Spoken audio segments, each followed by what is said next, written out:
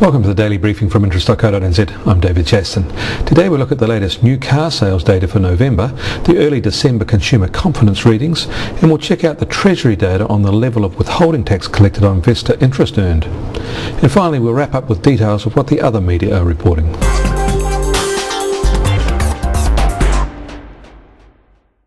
New car registrations fell 15% to 6,700 in November, compared with 7,900 in October, but were up 7% from a year ago. The year-on-year gain is the important data to watch.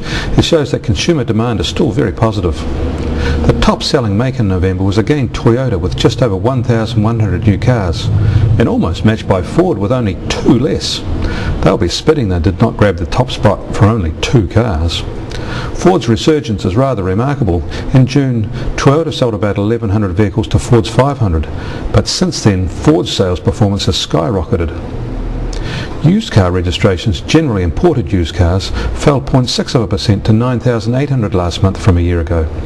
It is expected that used imports will decline soon as stricter vehicle emissions rules at the border limit availability to car buyers.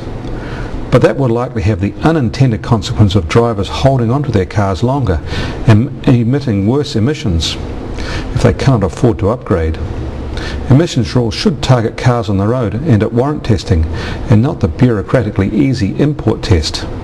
The authorities are copping out, not dealing with excess emissions properly. New commercial vehicle registrations during the month were up 17% compared with last year and continue their healthy rate of over 2,000 monthly.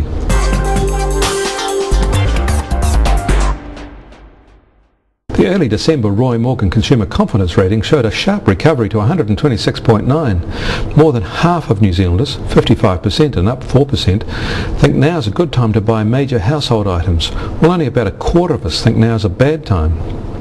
The high consumer confidence index is mainly driven by rises in people saying they are financially better off than they were a year ago, which is up 11% to 48%, the highest reading in 2007. There are significantly more New Zealanders expecting to be better off next year than they are now, up 6% to 58%, the highest reading since March. It is good to see we're entering the holiday season with renewed confidence. Certainly retailers will be pleased.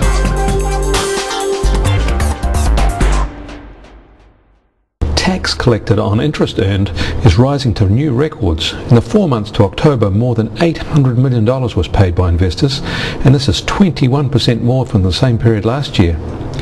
The government is benefiting both from higher interest rates and from the inevitable bracket creep, which compounds their collections. Tax on investors' interest is the fastest growing revenue source for the Crown.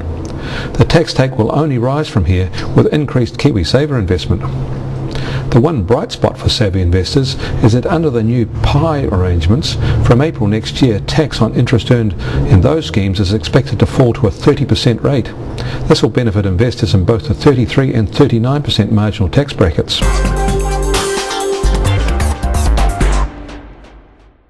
And finally today, a wrap-up of some other items of interest. Accounting firm KPMG expects finance firm numbers to more than halve over the next 5 years.